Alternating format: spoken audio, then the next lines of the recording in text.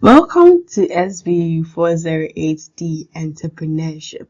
My name is Felicia Frida Aiden Aqua.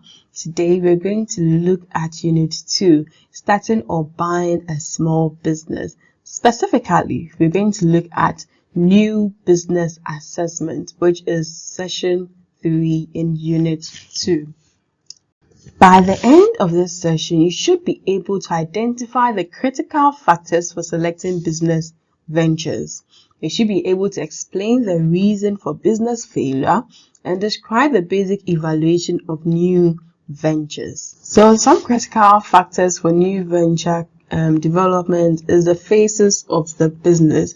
The business may be at the pre-startup phase, the startup phase, or the post-startup phase. So these are the three major phases. The pre-startup stage is where you are at the ideation part. You still have the idea and you are still working on it. The startup stage is when you actually move on with the idea and you start actually initiating it or you start working with it. And the post-startup stage is when you continue till the business was terminated. And so these are key phases of every business. You may be at the idea stage or the pre-startup phase where you are still with the idea, you may be prototyping it, you may be just generating the idea. You have the startup phase where you have now actually implemented or tried to use the idea, and then you have the post-startup stage where you work with the venture until you terminate it. So some critical factors of the pre-startup and startup phases is that there is relative uniqueness of the venture.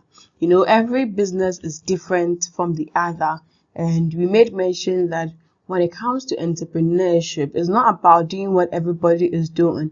It's about looking out for opportunities and exploiting them to the most. And so each business, if you're being entrepreneurial, it should be unique from the others.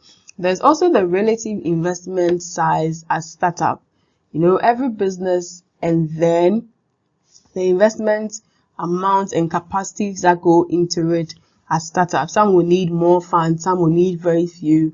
Every business is unique and every business has an investment size it would need at startup. And you should make sure that at least you have the minimum required capital to run your business so you don't end up crippling it up before it even takes shape. You also need to look out for the expected sales growth, because at the end of the day, all of this is going to affect your sustainability of your business, especially the financial sustainability of your business. And so there's a need for you to look out for your sales growth, especially at your pre-startup and at the startup phases.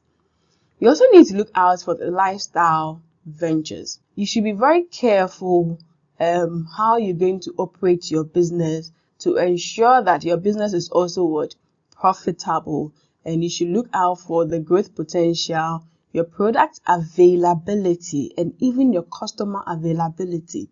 Because if you are producing something and then you can't always have it available on the market, people will find alternative.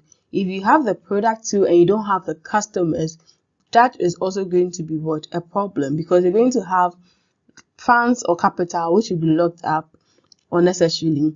And then if your business is also not growing and things, you realize all the frustrations and things that come up with it. And so these are all critical factors you'd have to look out for at the pre-startup and at the startup phase as well. Some of the reasons for new venture failure is when they do not, that is, the businesses do not do the necessary checks with the product or the market.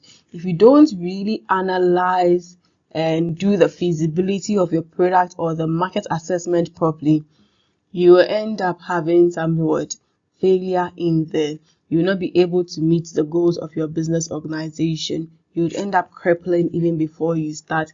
And so it is very important to do product and market accessibility or feasibility studies even before you go in there. If you take a defective product to the market, the people will not buy and your business will collapse. If the market is also not ready for your product, they would also patronize it. And so you need to look out for all these factors and all these things in avoiding your business from failing.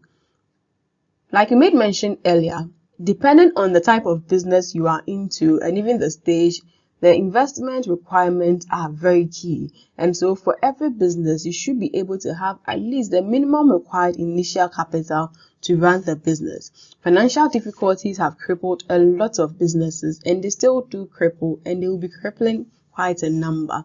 And so you need to make sure that before you start your business or as you're running your business, you have the required investment you need to run these businesses. Sometimes too, it is managerial problems. So you may have people who may not have the experience or expertise, but they will still not go in for the education as well. You may have managers who may be unfit for those businesses or for those occupations or roles, and they will still be in. And even the philosophy and all these things of management can actually affect the business failure. So simple things like even not recording or keeping records, the philosophy of the management and all those ones can seriously lead to the failure of a venture. There are also problems when it comes to even the product in the market. If you introduce a product at the wrong time, it is going to fail. If you enter into the market at the wrong time, your product will not sell. Those would all lead to failure. Product design problems. Sometimes the design of your product may be defective, and so it goes into the market, and instead of solving problems, it is rather giving the consumers or customers problem. They would end up not buying from you or buying your product or patronizing your service. And so product design problems can also cause a lot of business failures. Inappropriate distribution strategy. If your distribution strategy is wrong, you're not going to be able to meet the needs and demands of your end consumers.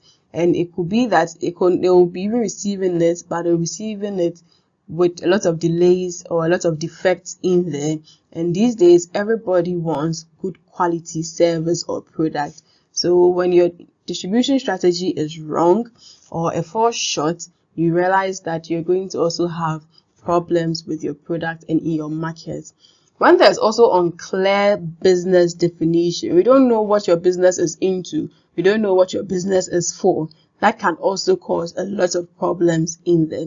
And over reliance on one customer, that can also cause a lot of problems.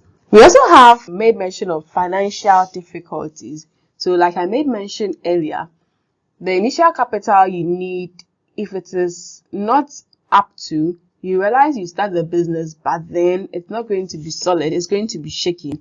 And so sometimes we've started businesses where, because you didn't do the financial feasibility, you didn't do the financial analysis well, you realize that you start the business and then it is undercapitalized from start. And these causes a lot of problems in there. So it is very prudent that before you start your business, have the minimum required initial cash outflow or cash investment you need in there as well. And sometimes too, we tend to borrow a lot of money even at start before we start making any profit.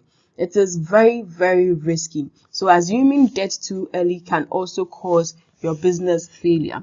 Because at the end of the day, what is debt? Debt is about borrowing money from a third party, which you are supposed to pay within a specified future period with some amount of interest. You have not started earning much, but you're already paying people for the amount you owe them plus the interest charged to it. These can also cripple your business, especially at the startup stage or the pre-startup stage when you are not making much returns. Venture capital relationship problems. Venture capitals are a source of finance for small businesses or for businesses, and usually for these people, they are professionals in there. They provide you with the money and other services which is made to make you also professional and stand out. And they have a lot of requirements, a lot of targets. For most of them, They are not there to play with their money. They need to also safeguard the money they've put in there. And so they may give you some terms and conditions to ensure that you really run the business very well, such that they make their money and you also make yours. And so if that relationship is not well established, or is not well applied by, or you don't play by the rules of the king, you realize that you may have issues with them financing you, or they may even cancel the financing with you and you'll be found wanting. Managerial problems, as we cited earlier too, is a problem. And we're saying that when it comes to managerial problems, the concept of team approach comes in, the concept of human resource problems also come in. So when we're looking at the team approach, we're saying that hiring and promotion on the basis of nepotism can be an issue. Because you know someone, because it's your uncle, this is your auntie, this is your friend, this is your sister, you just end up putting them in there. Those people, it can be a little bit of an issue. If you're in a business and you realize that only the children or the friends and family of your bosses are the ones who are being promoted or being hired, you realize that it causes some sort of alarm and the business may fail, because these people may not necessarily even have the required skills which is needed in the business. Poor relationship with parent companies, especially those who are subsidiaries or branches or franchises, and even joint ventures. If you're not able to work properly with the parent company, it can also lead to the failure of the business. And then when founders focus on their weakness rather than their strength, these can also affect your business. Because at the end of the day, we need to make sure that the things we are strong in, we do more of it. The things that we are weak in, we need to find ways of combating it or reducing the effect they have on us. And then incompetent support professionals. Yes, the entrepreneur may not be able to do all of the things by themselves. And that's how come they have managers who may be helping them out. And sometimes the support professionals for these businesses may not be competent enough in their jurisdiction to do what they are supposed to do. Human resource problems such as kickbacks and subsequent firing can also cause a very unfriendly atmosphere to work in the business. And all these things can affect the business success or failure. Deceit on the part of venture capitals can also affect the business a lot. And so in Ghana, a lot of people may not want to work with venture capitals because they feel they will be cheated out of it. And sometimes the verbal agreements between the entrepreneur and venture capitals that were not honest can also affect all the trust in there, which also doesn't help out in the business. And there are some lawsuits and things that also come in to disrupt the business when it comes to its full operation. And all these managerial problems can affect the failure of your business. So in summary, we have discussed that there is a need for the entrepreneur to have a clear understanding of the critical factors that they need to look out for in selecting ventures. And we've looked at some known reasons for venture failures, as well as an evaluating of the processes of the new venture. Thank you very much.